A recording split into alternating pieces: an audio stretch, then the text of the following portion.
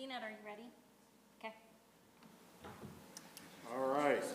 I would like to call the Patton Township Board of Supervisors meeting, what's today's date? April 9th, 2025 at 5:33 to order. As you are all able, if we could please stand for the saying of our national anthem, or pledge of allegiance. You can sing. I pledge allegiance to the flag of the United States of America and to the republic for which it stands, one nation, under God, indivisible, with liberty and justice for all. All right, so thanks for all who are in attendance and will be in attendance. Why don't you watch this beautiful production by CNET later on YouTube. Just wanting to let you know that we welcome you all, especially new Patton Township residents, to the Patton Township community, which we like to say is a place for all. Do we have any additions to the posted agenda? We do not. All right, so moving on. Public comments, just wanted to make residents aware that y'all are able to address the board on issues and interests of the township. Comments related to anything specific in the agenda, we would ask that you just wait until that time to voice those comments. So any public comments at this time? All right, seeing none, I would like to move down to item 3, presentation. The proclamation honoring tax specialist Jacqueline Benshoof. So you have the proclamation.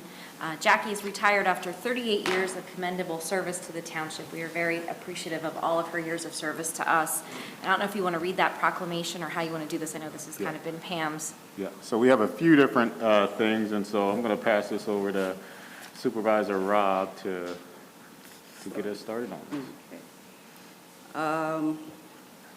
Jacqueline, so you know, you have a citation from the Representative Paul Tackett and Representative Scott Conklin. And it reads, whereas the House of Representatives of Pennsylvania is always proud to acknowledge those individuals whose, through professional excellence, brings great credit to themselves and the Commonwealth. And whereas Jacqueline Benhoff is being honored upon her retirement of 38 years of distinguished service to the Patton Township. And because it's so long, I'm going to just skip over. And now, therefore, the House of Representatives of the Commonwealth of Pennsylvania congratulates Jacqueline upon her well-deserved retirement, heartily recognizes her exemplary record of service in keeping the highest ideals and traditions of the Commonwealth, offer best wishes for a happy and fulfilled future. And it is signed on today. Jacqueline, you also have a congratulation letter from the mayor, Mayor Ezra Names. He also says it is with great appreciation and deep appreciation, gratitude, that I extend my heartfelt gratitude and congratulations on your well-earned retirement after 38 years of dedicated service to Patton Township. Your contributions as tax specialist has been invaluable, and your impact in our community will be felt for generations to come. So that's your second. And that's from where I have to read it, and you have your colleagues from the Community Diversity Group has also sent you a congratulation letter, and I do believe they have something for you. And it says, congratulations, Jackie, on well-deserved retirement, not only because of your dedication, your high personal standards and creative activities, but always through caring and natural instincts to help others in need in the community. So I'm going to make this short, and if the ladies from the Community Diversity Group would like to present Jacqueline with her gift.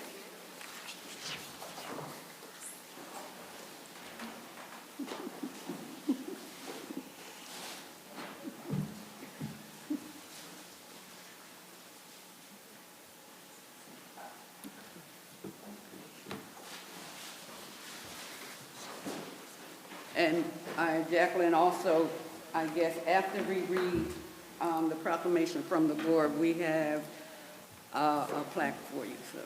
All right. And so I'd like to read a proclamation from the Board of Supervisors recognizing Jacqueline Benshew for her years of service to Patton Township. Whereas Jacqueline Benshew started her career with Patton Township in 1986, serving in the tax office as a temp before being hired full-time in 1987. And whereas Ms. Benshew was promoted to the lead tax specialist in 2003, and whereas Ms. Benshew served the residents of Patton Township with kindness and care, helping them to understand complex tax matters. And whereas Ms. Benshew announced her retirement from the township after 38 years of meritorious service, now therefore be it resolved that the Patton Township Board of Supervisors do hereby recognize Ms. Benshew for her 38 years of dedicated service and wishes her well as she starts the next chapter of her life. Proclaimed this 9th day of April 2025. So do we vote on it now? Yes. So I'll take a motion. So moved. Second. Any discussion? All in favor, signify by saying aye. Aye. Any opposed, abstentions? Motion passes. Thank you. And Jacqueline, the board would like to present you with this plaque, and it says Recognition Award presented to Jacqueline Benhar. With sincere appreciation for 38 years of exemplary and dedicated service to the Patton Township, thank you. So, Why don't we We have would the like to board take- gather and I'll take some pictures. Jackie, why don't you come up?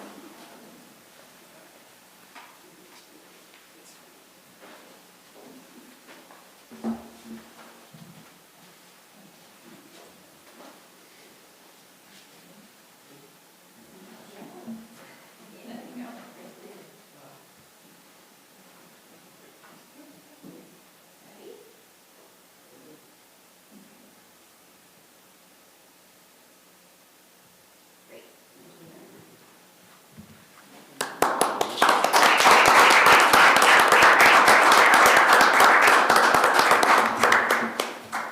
Jacqueline, we also have a basket for you, but you're gonna need help. So take it with you.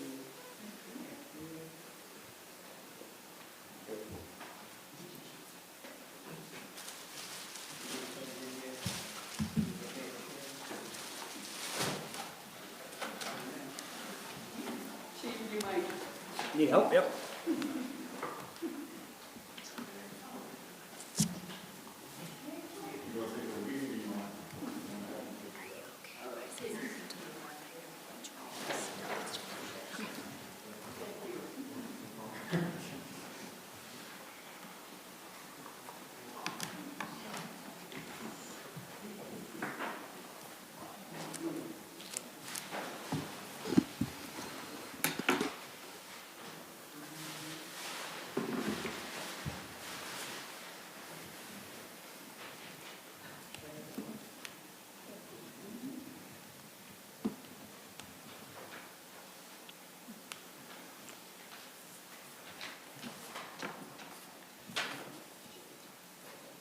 Jacqueline, and I think you have one more. The gift that keeps on giving. All right.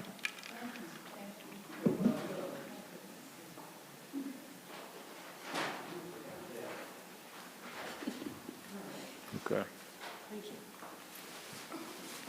Just want to let y'all know I am smiling under this mask. All right. So before moving on, I did want to just let the public know that the board met on Tuesday, this past Tuesday, for an executive session to discuss a personnel matter. Before we move on, I just want to also thank Jackie for, we worked together for 10 years, and thank her for everything she did to make my job that much easier. And I appreciate it. Thank you, Jackie. All right. All right, so Moving on to the conditional use permit application for 1752 North Atherton Street, the Patton Crossing drive-through use. We continue to come back to this. Yes, so this one is just coming back to you to just ratify what you did at the conditional use hearing at the last meeting. So if you're in concurrence with the condition that you put on that drive-through use, you can approve the findings of fact, and then we will have you sign those. All right, thank you. So I guess I will, are you taking a motion? Yes. Entertain a motion to approve the conditional use permit application. So moved. Second. Second. Thanks, Take care of yourself, Jackie. Thank you. Okay, who seconded that? Yeah. It was a toss-up? It was a diced. Okay, Yeah. so I'll pick. Okay. Any discussion, further discussion on this? All right, we talked this a lot. All right, all in favor? Aye. Aye. Any opposed? Abstentions? Motion carries. Thank you. Unless you want to get up and talk. Okay.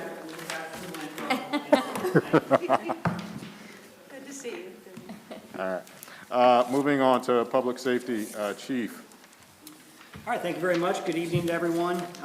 Copy of the March 2025 Public Safety Reports in your materials, and again, just remind everybody it is posted online on our website as well, so you can go back through and review this information if you'd like. Our officers stopped 294 vehicles. We wrote 28 traffic citations, 6 parking tickets, and handled 15 criminal arrests. The weather finally broke enough that our bike patrol could get out and get some miles on, so they rode 32 miles, did 56 business checks, wrote a parking ticket, handled 3 incidents, and did 2 vacation home checks. Under department notes, a few of the arrests to highlight. We had a 35-year-old female who was arrested for theft and receiving stolen property. She sold a video game to a store in the township, which she had stolen from another store in the township. Our officer on this did a fantastic job. He actually encountered the female at a gas pump, and as she exited her vehicle, evidence of the crime fell out of her vehicle, that being a security device that was on the video games. He recognized that that's not supposed to leave the store, so that obviously put up some red flags, started a conversation with her, and then worked backwards from where she sold it to where it was stolen from to where it was sold to. So did a really good job on that incident there. 34-year-old male was charged for arrest prior to requisition. There was on a traffic stop of a vehicle that he was driving. The officer found that he had an active warrant from Harrisburg City Police Department. So that's the charge that we actually file here in the township to hold somebody when they have a warrant from an outside agency in order for the Harrisburg to come pick them up. We had an 18-year-old female who was arrested for possessing a small amount of marijuana. An officer was patrolling Circleville Park after dark when the park was closed. Found a vehicle parked in the parking lot. As he approached the vehicle, he could immediately smell the odor of marijuana, and the female occupant did turn the marijuana over to the officer. We had 7 arrests for retail theft, 3 for driving under the influence. We served 12 warrants of the 21 that we attempted, and we conducted 47 vacation home checks. Our officers did not use force during any incidents in the month of March. Under community relations, we did about 4 of our officers provided a police presence at the annual Happy Valley Comic and Collectible Convention. That's out at the Nittany Valley Sports Center. They had a really good crowd again this year, so it's been I think this was the 3rd annual event, so they said they really had a good show for that. Sergeant Albright participated in the opening ceremonies and helped with award presentations for the Special Olympics bocce tournament. That also was out at the center, up at the airport. And Officer Vardzell conducted a child safety seat inspection for a township resident.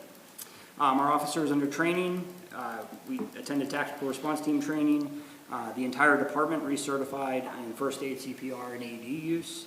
Officer Vardzell attended a traffic safety conference. Officer Sunderland attended a refresher on child safety seats installations. Detective Slade attended training on Google data analysis. Officer Snyder and Graff completed their 2 days of training, and they also did demonstrations for the area police departments on Graff's abilities, so that we can help showcase him and get him out a little bit more. I attended the Campus and Community Unity meeting, the Happy Valley Business Association meeting, the Center Region Fire Protection Working Group meeting, the Center County Chiefs meeting, and the Criminal Justice Advisory Board meeting. And I also assisted the Bellefonte Police Department as they were attempting to hire a new officer. A couple of the recognitions that we got from the community. The first one from Brian Bittner. He's actually the Director of Emergency Management for Penn State University. He also serves as a volunteer firefighter with the Alpha Fire Company and as a duty chief. And just on 2 different occasions, he had interactions with our officers that he wanted to highlight. One was on a fire alarm when Officer Friend came to help him.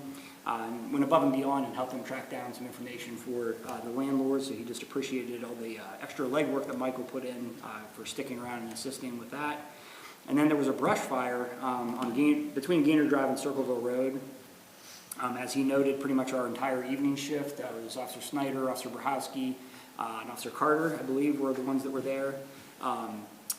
Really helped out a lot, just kind of getting the apparatus to where it needed to be able to take care of this and make sure it didn't spread into a major event. So they were able to take care of that very quickly, and he just appreciated, again, the assistance from our agency. This letter, I say it a lot down here in these meetings, that this truly just highlights how great of a relationship we have with the other first responding agencies in Center County and Center Region specifically. But, we have a fantastic mutual aid agreement with our local police departments, but police, fire, EMS work so well together. You just don't really see that in any other area. So this is fantastic that we have this relationship.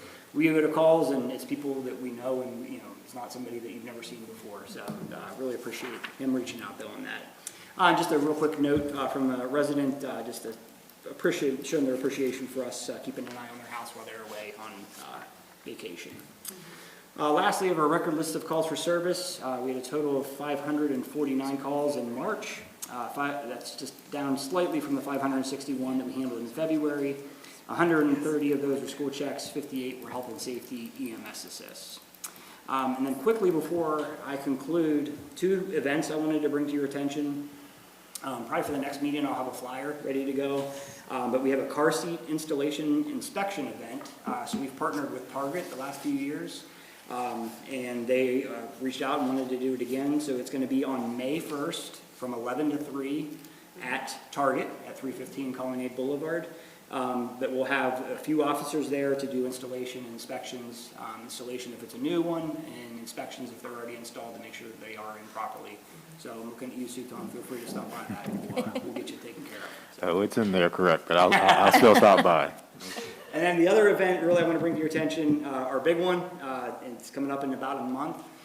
We found that there's so many great community events in our area in the fall that we are really fighting over the resources. Obviously, you're avoiding Penn State football home games, so everybody wants to have all their events on an away game or a bye week. So last year when we did our safety fair, there was like 4 other events in our community. All fantastic events, and I hate to steal or make our community members choose which one they have to go to. So I made the decision that we're going to do it in the spring this year. So we're doing it on May 17th. Again, we're going to be in the parking lot between Target and Kohl's from 10 a.m. until 3 p.m. And I will have a flyer ready to go, but we are all hands on deck planning that right now. A lot of effort goes into the planning of this. And again, we really appreciate the partnership we have with the Happy Valley Business Association. Matt Nabby is the president of that. But again, fantastic event for the young at heart. We're going to have all the first responders here in Center County and Center Region will be present there. PSP will be, their helicopter will be there. I have commitment for that this year.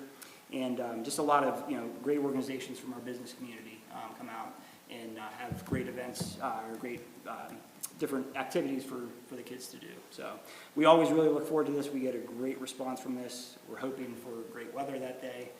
But again, May 17th, Saturday. And I will pitch that at the next 2 meetings prior to that. But like I said, I'll have flyers for those coming up here probably at the next meeting. So 10, starts at 10? 10 a.m. till 3 p.m. Yep.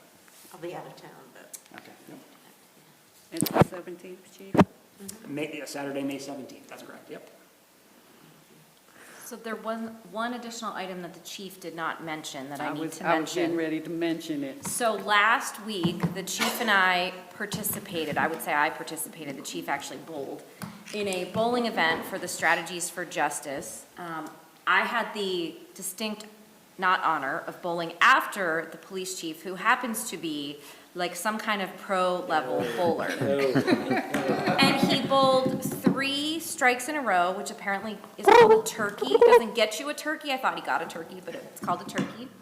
And I bowled 2 gutter balls in a row right after that. So he won the whole thing. He has not let us forget that he won the whole thing. I believe I'm winning the dance portion of the contest, as I was doing the hustle with Leslie Lang at one point. But he won the bowling, and he has not let us forget it. So we have a championship bowler here. There's supposed to be a trophy. I have not received that yet, but when I do, I will be sure to bring it down and have it here. Terry tells me the trophy's coming May 14th when Terry comes to see us. You know, Chief, I can sympathize with the want for something physical and being promised things and it not being delivered. He wants his badge. Give me my badge. And much like Babe Ruth, he called that he was going to win it. You gotta do that. He called the I turkey. said I'm getting 3 strikes. He literally called the turkey. Call my shot. Nice. And when I say that he's like a professional bowler, like It's not even close. he has the follow through. Like I just threw the ball. I was just there to have a good time. I just Well, threw no the ball. wonder it went in the gutter. He was You gotta like try. sorcery. Okay. I'm really not that good. Chief, He got like a 160 something. I got a 60 something. Chief, I must say, Terry ran up to me at a breakfast event to tell me about my king, chief of the bowling alley, you know, and that a trophy is on the way, and that Patton Township, yeah, thank you, Bringing it home. bringing it home. pride. So thank you, chief. It's a lot, yeah. Oof. You now have the distinct title of Bowling King. Thank you. Bringing pride to the township. Thanks for the report. Any questions, comments on the report? Well, I do. So you said you arrested an individual with a small amount of marijuana. Yep. Help me understand. I thought, maybe that's just a State College Borough. There was an ordinance for decriminalizing marijuana possession. Is that still a thing? And I know we're in Patton, and that was an ordinance Yeah, in the State borough College. does have an ordinance, I believe. We do not here. So marijuana is still an illegal scheduled controlled substance. So generally, there are different programs, though, that for first-time offenders, which I suspect that based on the circumstances here, that's the case. But yeah, in the state of Pennsylvania, it's still illegal to possess that. So we still deal with it according to the law.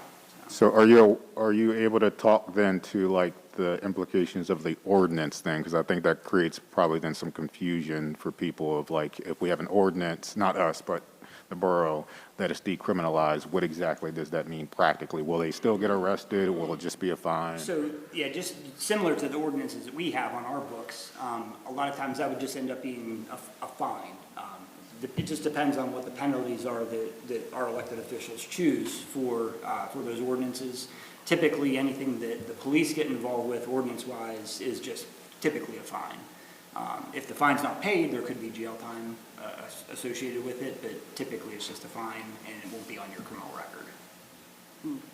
So even though it's still illegal, if there's an ordinance and an individual has whatever the parameter is for the possession, police would just give a fine. They wouldn't. Similar, I guess, an example I can give for something we have on our books is our noise ordinance. So if we go to a residence prior to the noise ordinance being enacted here, we would cite an individual with disorderly conduct, which is a crime in the state of Pennsylvania. Now we have the ability to cite them for the ordinance in lieu of the criminal offense of disorderly conduct. So there is a fine associated with it, but again, it doesn't go on any kind of criminal history or criminal record. Okay. So if we were to pass an ordinance to decriminalize, modeled after the borough, if this individual, for example, then was found in possession, they may not get arrested, they could just get a fine. It's a possibility, and it doesn't take the arrest off the table necessarily. I mean, the borough, if an officer chooses to file criminal charges, they still could, because again, it's against the state law. I mean, we still have state law in the books that says it's illegal. But it gives them the latitude to choose to do the ordinance in lieu of the criminal offense. Okay. All right, well, this is not me pushing for more progressive policies on marijuana possession. This is interesting to me, though, and it helps to maybe clarify then for maybe some residents, especially students who come here and they think, oh, it's decriminalized in State College. No, that's actually in one locale. Those living in Patton Township, we're still probably going to arrest you for this, and so I think it's helpful. They're probably not watching this, but this is helpful just in clarifying that. And it'd be interesting to have a more full discussion, because as we talk about restorative justice, why individuals may be in possession and smoking marijuana, self-medicating from a mental health perspective. As a mental health person, I'm aware that could be the case, and so I just want to, might be a cool discussion for us to sort of like have and look into. I am not advocating anything. I'm just, Well, and if nothing else, it may teach some, in a certain age group, the municipal boundaries. Yes. yeah. There's nothing to be lost on that. All right. That's all I got. Moving on. Noise waiver application, Refarm Cafe. So Refarm Cafe has submitted this application a couple years now. They request a waiver, an exemption to the limits on the amplified music for a series of events that they hold at their property from April to December between the hours of 9 a.m. and 10 p.m. As I mentioned, they've asked for this from 2021 through 2024, and we've never received any noise complaints. They are generally a very good neighbor out there. All right. I would like to move to approve the noise waiver application. I'll second. All right. I got a first and a second. Any discussion? All right. All those in favor signify by saying aye. Aye. Any opposed? Any abstentions? Motion carries. Moving on, newest waiver request, Ashcraft Farm. So again, this is one that we get every year. So the owners of the Ashcraft Farm are planning to hold an American Historic Racing Motorcycle Association event at their farm from June 20th through the 22nd. They've held this for the last 6 years. They're asking for the noise waiver. They have notified the neighbors in their adjacent area, and we have not received any requests or any complaints about this in the past. All right, I'll entertain a motion as listed in the agenda. I'll second. Any discussion? All in favor signify by saying aye. Aye. Any nays? Abstentions? Motion passes. Public Works Operations, there are no items. Engineering, Planning, and Zoning, we have a Planning Commission report Yes, thank you. by our Planning Commission member, Daniel Morrow. Thank you very much, and good evening. We had a relatively short Planning Commission meeting this past April 7th, Monday evening. We did have a few items to discuss. We did have a public comment. Patton Township resident did come to the podium here and voice concern over the need of attainable housing. He did submit a proposal, but will be reviewed during our next meeting on May 5th. So we will have some more details on that proposal. High level, some items included the expansion of R4 zoning, but again, he'll provide the details on May 5th, so we'll have some more information for you next month. Mount Nittany Health, so a temporary use permit request. This is for an employee-only community day for May 13th from 10 a.m. to 4 p.m.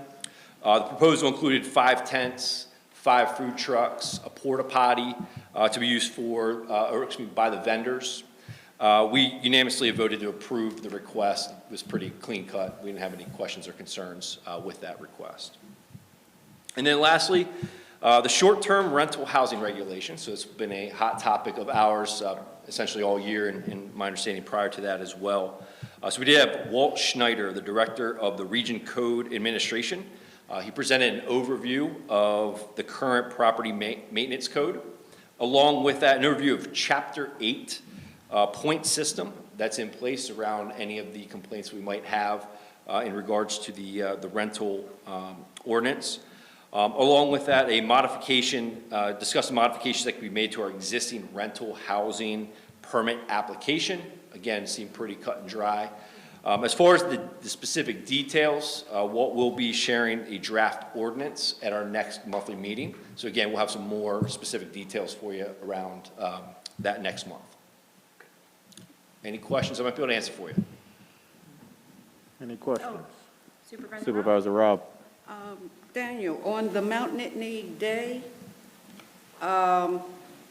is that just for the Mount Nittany since we have Penn Highlands now, or? Yeah, correct. It was for the employees only at that location, from my understanding. Okay. Yep, and it seemed, again, they'll have signs there explaining it's employees only. Okay, And again, during the day, so it was, so it's, okay, so it's, seemed pretty controlled. Yep. I want to make sure we are fair across the board. Yes. If Penn Yep. Highland or Geisinger comes, that we continue to have that. Yep, absolutely. Okay. Thank you. Thank you. Yep. And I have one thing to add to the supervisors under engineering, planning, and zoning, and that is to announce you, that Dana. there's a person sitting at the end of this table who's going to be joining our team on April 28th. Summer will be coming over to join us as our Public Works Administrative Assistant. She's filling Valerie's position.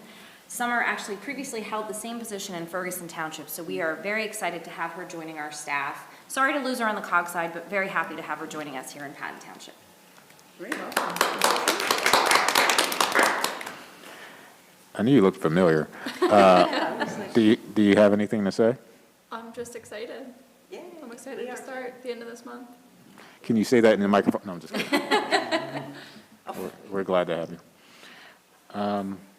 So she starts the first? April 28th she'll April. start, Okay, last week of the month. great. Thanks, Daniel. Thank you. Oh, that banging is the new roof. They're almost done. It's been like elephants for a week above us, and then today they were right over our suite, and we keep jumping every 5 seconds. So it'll be done tomorrow. Okay. All right. Item number 7, administration. So the resolution 2025-06 affirming the township's commitment to upholding constitutional law. So what I did was, based on the discussion last month, I deleted that last paragraph. So if you're okay with the resolution, you can adopt it. All right. Well, I will entertain a motion to adopt the resolution 2025-06 affirming the township's commitment to upholding constitutional law. So moved. Do I hear a second? Second Any discussion? discussion. Supervisor I Rob? want to thank Supervisor Chair Magruder for bringing our attention to that last paragraph. We really had an opportunity to review it and discuss it to the degree of where we're at now. So thank you so much for that. And thanks for entertaining that discussion. Any other thoughts, questions? Okay. All in favor, signify by saying aye. Aye. Aye. Any opposed? Any abstentions? Motion passes. Shifting to the appointment to the Schloss Center Region Library Board. So we had 2 applicants that were interested in filling our second seat on the library board. Supervisor Whitman interviewed both of those applicants over the last 2 days, and she has a recommendation to make. Yes, and talk about a challenge, talk about a hard thing. We had 2 stellar applicants for this position. Ellen Matis, who lives in, her address is Belmont, but she lives in Patton Township, obviously, and has been active on, in several community organizations in the Belmont area, and also runs her personal business called Hello Social, which I always remember because it sounds like Hello Kitty. That's just because I have girls growing up. Okay. And then Clara Franklin, who lives in the Park Forest area, I believe, and is a lecturer in rhetoric and composition at Penn State. So she has an obvious, well, they both have a very strong love of books. They both have small children. So in discussion with our manager, Amy Furcus, we decided to ask Ellen Matus to serve on the library board, but I will also be reaching out to Clara Franklin. She's up to, because we have some ideas for her for another ABC. It was an embarrassment of riches, I must say. It was it was fun because we have so many people who have just risen up to volunteer at the local government level. And I must say, I also asked both of them. My question now is, how did you hear about this opportunity? Because it helps me share what to me is an excitement, an opportunity at a level of government that impacts us most directly, right? And both of them had different experiences. So it kind of gives me a bigger picture of that. Ellen Matus actually was a reporter at the local level. And Clara Franklin actually heard about it through Next Door Neighbor, which Sophie does a beautiful job of publishing. So it's working. So should I reach out to? I can reach out, and then if you want to do the second reach out to Sure. Clara after, Okay. that'd be Yeah. great. So you just need a motion to approve Ellen then. So I will entertain a motion then to approve Ellen to the Schlo Center Region Library Board. So moved. Second? Second. Any discussion? Well, I think it's wonderful, and I appreciate you being part of that process. And, you know, I share in your sentiments of people being engaged and interested in serving. You know, I don't want to point a spotlight to this particular entity or service, but I think given the backdrop of where we're at just in our country when it comes to, you know, the defunding of public libraries, the censoring of speech when it comes to certain types of books and book banning, I think there may, and even including myself, be a lack of information about the importance of public libraries and the purpose that they serve. And I think it would be wonderful to, you know, bring somebody in to actually have a discussion on, again, those very sort of like issues, the importance, the implications of what we're seeing sort of like nationally, the need to, again, shore up and fund, you know, public libraries. I think that would just be a helpful sort of like discussion, educational piece for our community, as well as I know with the COG, we, you know, are getting updated and we do a lot with, you know, funding. But, you know, also trying to figure out if there's gaps we can, you know, fill on top of the things we're already doing. I think that would be just a helpful, you know, sort of like thing, so. I think it's a great idea. You want to talk to Ellen Matus about that meeting? And I meant to include in the description of Ellen Matus her experience with Hello Social. She's a business owner, small business owner, and we both thought that would be a plus experience to have on the library board. Speaking of funding, they're always looking for ways to maintain or increase their funding outside of state funding, which, you know, may not be as secure a source. Cool. Okay. All in favor, signify by saying aye. Aye. Any opposed? Any abstentions? Motion carries. Moving on, PSAT's annual conference resolutions. So we have the resolutions, the conference, they'll vote on it on May 6th. Supervisor Robb and Supervisor Hashesky are going to the conference, and Supervisor Hashesky is our voting delegate. So if you have any feedback on any of these resolutions, please let Supervisor Hashesky know. I haven't had a chance to look at them. We could wait until, I've looked at most of them, I had a couple of questions. Oh, sure. Oh, okay. You want to do it tonight? Yeah, go ahead. Let me just find those. It is 7C, right? A7C, okay, whoops. Here we go. Okay, just, and mostly they're questions about the implications of it. Right now, I'm looking at proposal 2513. And what was my question there? It's on page 2. Oh, about the assessment. Yeah, it's jumping around. Okay, what was my, was it, and then yeah, and they were concerned about the cost. Is that something that we do, and what assessment are they talking about? So every property in the county is assessed for your real estate taxes. And our properties in Center County have not been reassessed since 1994, 1995, when I was in college.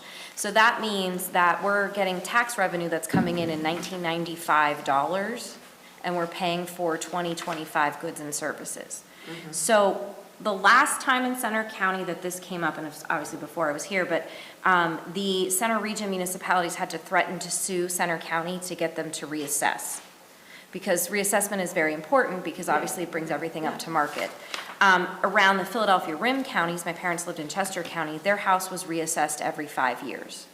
In Dauphin County, I think they reassess every 5 to 10 years. In Blair County, they were forced by a judge to reassess after 50 years. So it's not very politically popular, because it's obviously a big lift if you're in a county that hasn't reassessed. Of course, in 20 years out here, people's assessments will go up, but there's a law in place that says if you do the reassessment, you can't raise taxes in the same year to try to protect the homeowners, and the homeowners can then appeal any assessment that they get. So having some standard legislation that would require it to be done every 10 to 20 years, I'd probably argue 10, would be actually very beneficial to the municipalities in the state, particularly as we've discussed at budget time. We rely heavily on our real estate taxes to pay our bills, and we're paying them with old dollars that haven't kept up with inflation. Okay, so I'm all for questioning unfunded mandates, and so I think that might be. It's very expensive, which is part of the reason counties don't do it, and it's very unpopular. I know when Commissioner Pipe was elected to office, he came around and met with everybody, and I brought this up to him, and he looked into it and said, oh, it's very expensive, and it's, of course it's not popular, so people don't typically want to do that. So is there, I'm sorry. No, good. So I know on Long Island, we have lovely taxes. You can only raise them so much. There's a limit. Yeah, so there's a limit, and because I can imagine if you wait 20 years and then you raise it to where it should be. Yeah, and then what the state does in the interim, and they did this again back in the 90s, they have a common level ratio. So every year they look at how far off the common level ratio you are, and then they will readjust your taxes if you get, and I don't know the number, maybe you know, but if you get so far off the common level ratio, they actually readjust your millage. So back in the 90s, before we were reassessed, the millages around here were like 10, 15, because they got adjusted, and they got readjusted back down after the reassessment was done. So there's an entire process that needs to be followed. It's expensive, it's cumbersome, but it's worth the activity. And the fact that it's not standard across Pennsylvania is really concerning. Because again, the rim counties in Philadelphia are doing it way more often, probably out in the Southwest as well, I don't know for sure. Allegheny County does it very often. Yeah, and then for whatever reason in this pocket and probably the northern pockets of the state, it's just not done that often. I mean, if taxpayers or municipalities want to go, they can petition the court if it's been so many years, and I believe that's what happened in Blair County. They went in and petitioned the court after 50 years and said, please, they need to do something, and then the court forced them to do the reassessment. And I don't think you want to get in that relationship, because we like to have a good relationship with our county. Right. But so it seems to me, but then knowing that I would vote to support it. Yeah, the problem is that PSATs, and I know Pam remembers this, and you probably do too, when they do these resolutions, if the association opposes it, sometimes they don't even bring it up. You have to get somebody to bring it up so they will have a discussion about it. So the other thing I will say is, this might be a good one. I'm on the legislative committee for PML, and this might be a good one to bring up through PML because they've really been pushing through the Economy League to look at our tax structure and to modernize it. And this might be, and Centrise Martin, our friend in Ferguson Township, will be the president in October. And I know she has some legislative things she wants to work on, but that might be something to ask her to consider as well, moving forward. And not worry about it with. Yeah, I mean, you can try, but that process, I know Pam's over there. I know, but I was on it the first year. That process is cumbersome. You Yeah, have to I get agree. so many people and bring it up from I the agree. floor. Yeah, I agree. Thank you for educating us on that. And it also seems to me that the expense will be more than outweighed by The benefit. the benefit Yep. of the increased income from higher tax assessment. And then I have a question about 2515, support an increase, and liquid fuel tax for municipalities. Yep. Through, didn't quite, 20% minimum dedicated share of any new transportation funding source and additional new funding sources.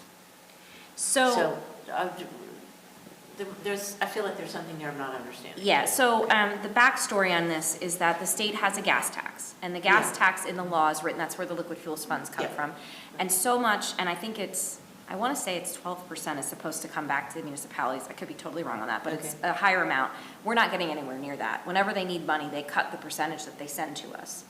And then the other problem is the money that comes into liquid fuels now is being cut down because of the use of electric vehicles. Now, we are metered on our one public meter out here, and we pay a tax on it. It was $145 the last quarter. So the liquid fuels money that we get $471,000 in round numbers, which we then use for maintenance of our roads and salt. But everything, and equipment, but everything is going up. Our salt costs us $94,000 a year because of how much salt we have to buy for the amount of roads that we have. So not adjusting that funding formula has been a problem because municipalities like Patton Township and the rest of us depend on that money to take care of our roads and to take care of our equipment needs. Oh, so they're just asking for 20% minimum? Yeah. As opposed to the basically 12% that it Well, is? and I think we're getting somewhere around, I think last time I heard it was 5 or 6%. Okay. And liquid fuels, the gas tax revenue has gone down because of the use of alternative EVs, fuel yeah, vehicles. Exactly. People staying home. And working from Yes. home. less drives? Yes, during less COVID, it drives really went mile- down. Or miles driven, okay. Okay. Great, thanks, I figured that, and I think, maybe not. Yeah, I did, I might have more next time. Okay, thank you so much. Yeah, Perfect. Anything else? I can put this on your agenda for next Yeah. meeting if you want. Please do. Should really go over it. And I do have some extra salt at home if we need it. But We got close. We got close this winter. I was brokering with some managers down south. Oh, all right, so moving on, we'll talk about this next time. Consent agenda, a motion to approve the consent agenda? So, second. Any discussion? All in favor, signify by saying aye. Aye. Any nays, abstentions? Motion carries. Managers report. So, two things to highlight. Number one, I am very excited to say that we have hired a summer intern. Our intern is from the Masters of Public Policy program at Penn State University. She is actually, her name is Paige Myers. She's going to be coming, we have in the budget over the next 2 years to complete a recreation plan for our open space properties, to look at how we can better engage the residents with these properties that we have, how we can better use these properties to get people out in nature to see them. Paige has a background in public health, and I believe that outdoor recreation is public health, and she agrees. So she's actually going to work on that plan for us and put together recommendations. She will be coming, one of the things I'm having her do is come to the Board of Supervisors at your August meeting to present her findings and her report. She's going to go on the open space tour in May, and we'll be looking at ways to meet with staff, elected officials, and others as she continues through her studies and her report. So I'm very excited that she's joining us. Very excited about the partnership that we've forged with the School of Public Policy at Penn State. They've reached out, they want to set up a training program. I've suggested it would be for elected officials, maybe then appointed officials, and we're going to work on that. And we're actually working in the fall, we're going to have a local government career day and have folks from not just the Center region, but elsewhere come in and talk about what we do and educate them on how important local government is and why local government is where it's at. So hopefully that'll help us attract more people into our field, because we need more people, especially younger people, women, people of color in our field. So hopefully we'll get more of that diversity we're looking for. So it's a School of Public Policy? Yep, it's And- only been around since 2018. Okay. So they have a master's program at Penn State Harrisburg in public administration, which I went through, and Elijah Bartizel, one of our police officers, is now going through. But public policy, they have a master's degree up there, as well as, I believe they're working on putting together an undergraduate program. And Paige is working on her master's? She's just finished her bachelor's degree, and she'll have her master's in 26. She's doing a concurrent program. And there's going to be a fall symposium or? Yeah, we're looking in the fall to put together, they have been, I cannot say enough good things about our friends at Penn State. They have been wonderful. The relationship has been great. Julian made the connection, and then with that connection, we've been able to kind of brainstorm and spitball all these great ideas of ways we can engage students at the university to realize that we're here and we're an opportunity for them to get their feet wet. That's awesome. That sounds great. Yeah, we're excited. Yeah.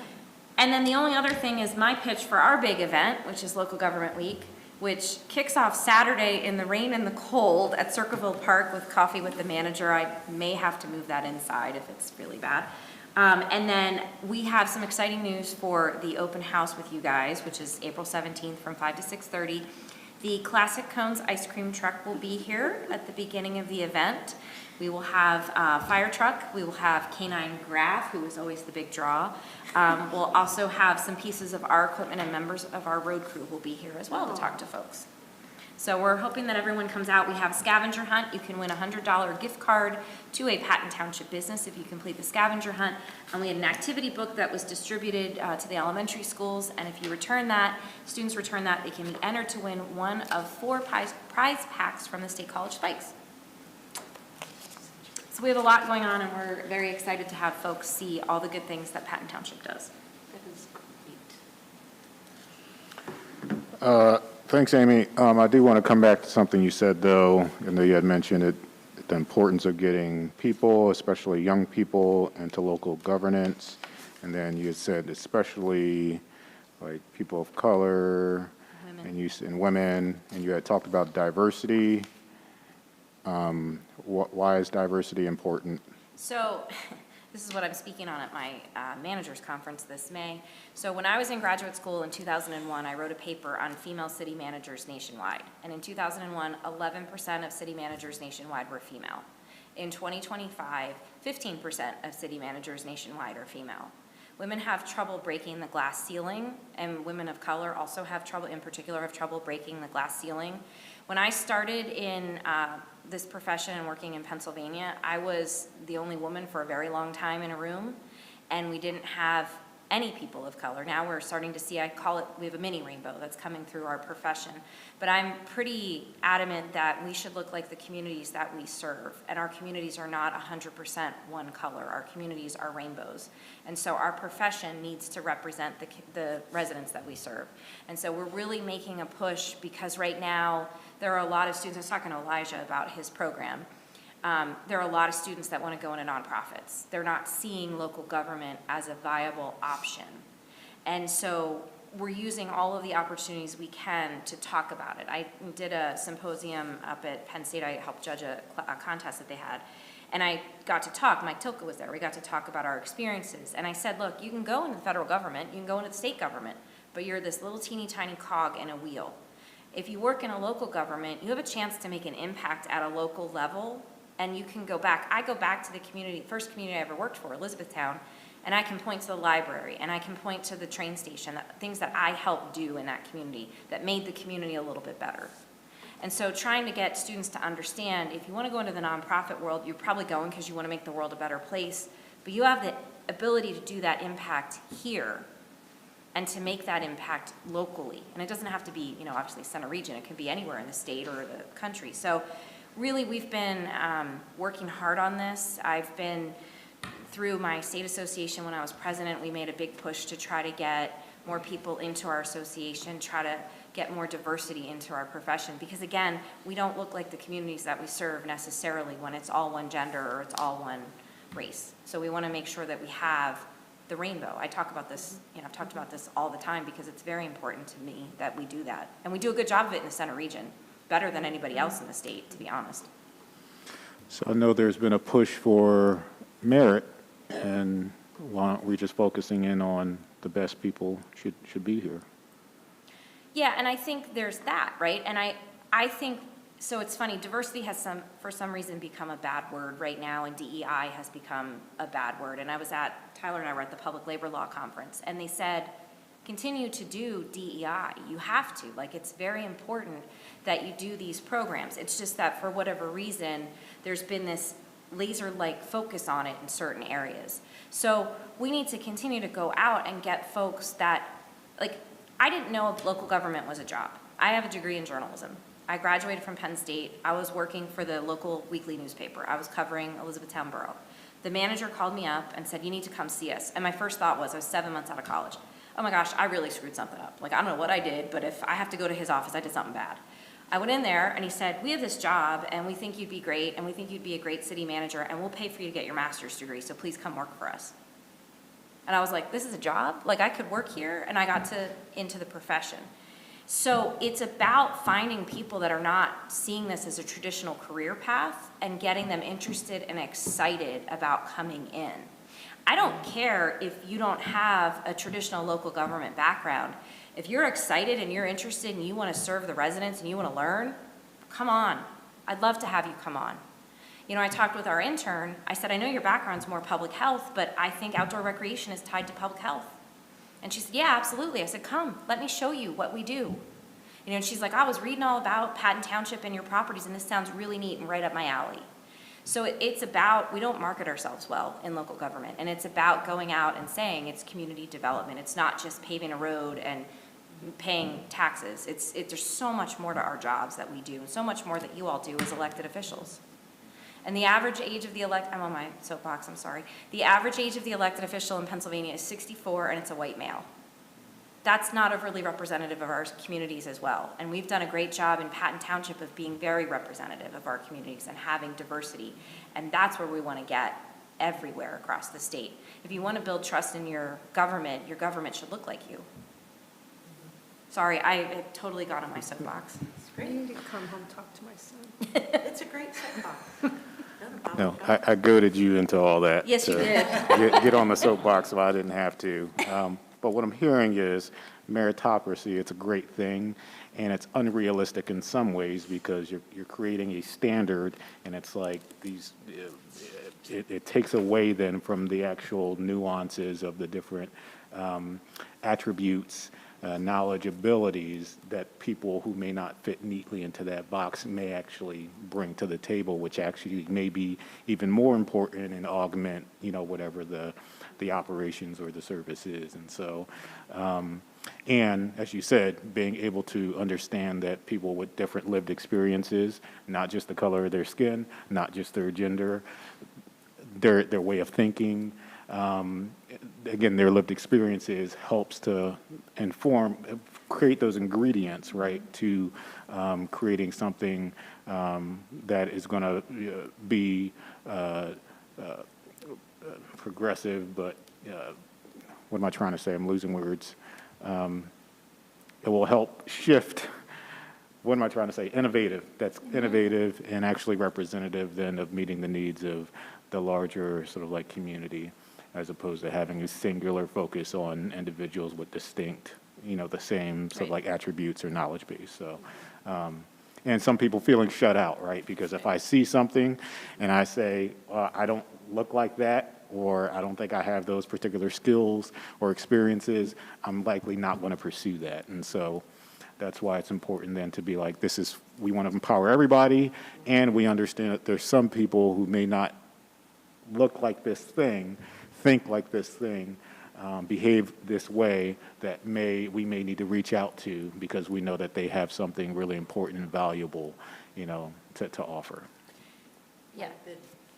With the people who asked you to come in, they saw something in you. Yes, yeah. You were a reporter. That Yes. was your little Yeah, and when title. it's funny, the gentleman who interviewed me, Pete Whipple, he's still my mentor, he's retired now, but when he brought me in, he said, you get it, like you understand what we're trying to do, and most people don't get it. We had a gentleman who was on the council when I served in Elizabethtown, and when he passed away, we had named an award in honor of him, and his award, his saying that he always said was, public service is the price you pay for the space you occupy.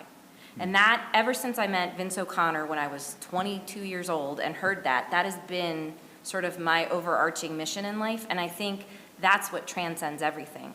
If you have an interest to serve and help a community, that's what we want. Again, I don't care if I have to teach you, I'll teach you, because I didn't know a thing. I got to climb in storm grates and rescue ducks and all kinds of fun things at my first job, and it was great. I never thought I'd be doing any of that. It was fantastic. So that's what we want, and that's the university is a great sounding board for us to go up. And when I did this public policy contest, there were students from all over the state, from different universities, and a bunch of them came up to Mike and I afterwards and said, we didn't know this was something you did. And I said, look, you're talking about, they were doing a refugee crisis, that was their simulation.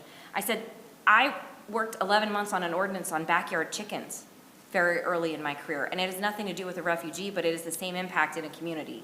Like that, it's very important to that community, and I went through the same thought process that you're going through as they were assigned countries, as the various countries that you're assigned.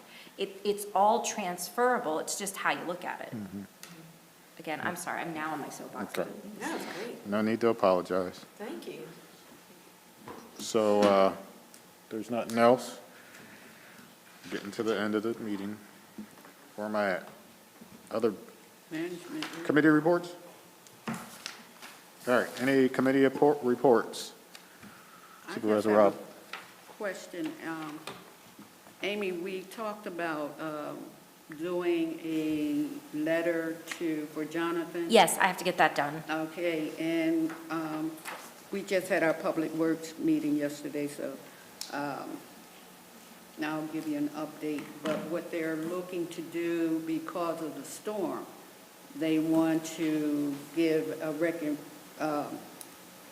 accommodation to the water company and to the YMCA for their support in helping out individuals during the storm. So I know we talked about Jonathan from the Emergency Management Service as well. I know you worked with the water company and the YMCA. Can we do something on top of that? Yes, sure, absolutely. Because they did reach out and really help Patton Township. Do you want to do letters to both of Yeah. them? Yeah, I'll get those all ready for you, and then you guys can sign it. We'll have Sutan sign it. Well, to let the board know that it is coming in our general forum piece also, that they Yep. want to recognize these wonderful individuals. Anything else? Okay, can I just say something? So I'm new to the Lucy Committee, which is the Land Use and Community Infrastructure. See, I can't even get it to roll off my tongue yet. And I'm just now understanding how they're fitting into the comp plan. And so I just wanted to mention something to everybody tonight, and I've talked to some other people, and I hope to write something up. I'm very good at writing things up, but anyway, I'll try and be brief.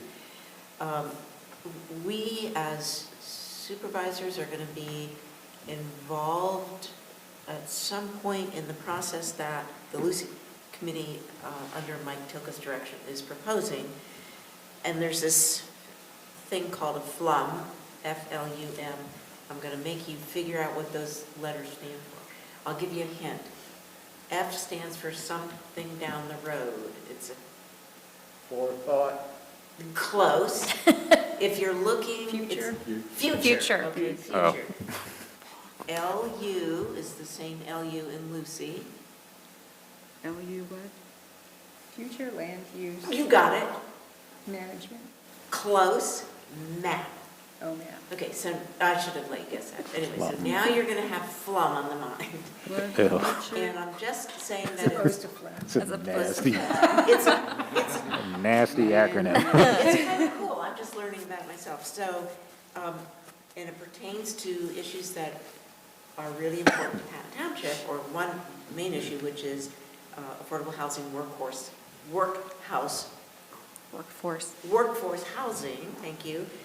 And then the regional growth boundary, which people don't understand very well, but which is going to be a function of where development occurs. So the planning department is going to put all this on a map with different colors representing the different zoning options or descriptions, and then take that to a group of stakeholders like realtors, right, who kind of get it, or maybe business developers, right, or housing people. And then it's going to take it to a group of citizens, so we'll be casting about to get volunteers to come in. And then so people will be discussing where they think various things should go. It's very complex because it could be in conflict with what, say, the borough has already done. It's done a very thorough zoning analysis recently. They're about to finish it up. But I like what the planning department is trying to do with this, at least starting the conversation out there with the public. And then, and even if it's just a few outliers, it's still data, it's still information that's out there that people are talking about. We'll be discussing it at the general forum. It's very complex, so I wanted to give you a heads up now, because I think it's a pretty exciting process. And I think they're taking a very bold step in doing that. Have they done that before? Yes. In my tenure? I think they've done it I think they do it every time they do a comp plan. I could be wrong. Then that's every 5 years. 10 years. Every 10 years. Okay, thank you. Then they haven't done it. So anyway, I think it's a great thing. Thank you for letting me teach you about flum. Supervisor Magruder, Amy, I want to ask, do we have any more information on the First Energy? They do have a new person, yes. Jonathan emailed all of us, beginning of this week maybe, that they do have a new person. He's actually based out of Zelienople, which is out towards Pittsburgh, but we do have a new contact. And are we still putting out the message to our communities about if there is a power outage, since we've been getting all these windstorms, to continue to call in so they can register and record? Yes. So we can get services out immediately. Yeah, and we'll continue to have Sophie reinforce that message with our residents. Thank you. All right, you had said you were on the Lucy committee. I thought we were coming back to marijuana.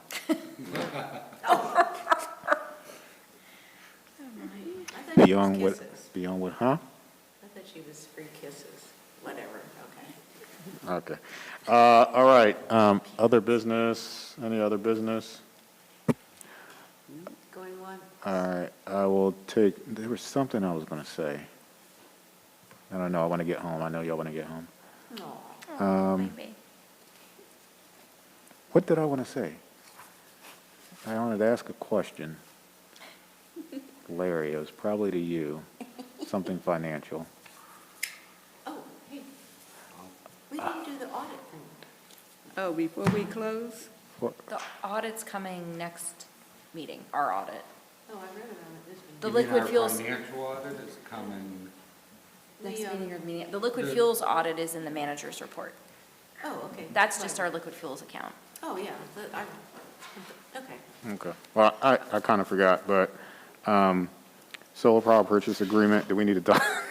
What's happening with that? No, I got an email from Randy Brown today that the documents are slowly making their way back to us and then they'll be ready to be signed, but it's a slow process. Okay. and our residents need not be freaking out, selling the market, 401Ks, all that stuff. We're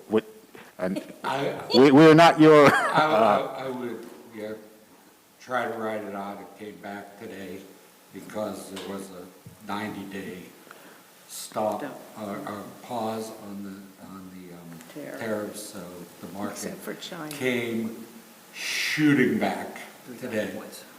3,000 points. 3,000. It's a good time to be a day trader. Last I saw it was at 2,700. missed that. So it closed at 3,000. So, yeah, it's going to be I've been buying. a wild roller coaster ride for the foreseeable next few future. years. Yes, so ask questions. When you think about our residents, ask questions. I know there's a lot of angst, but talk to your people. There is a very real impact on people.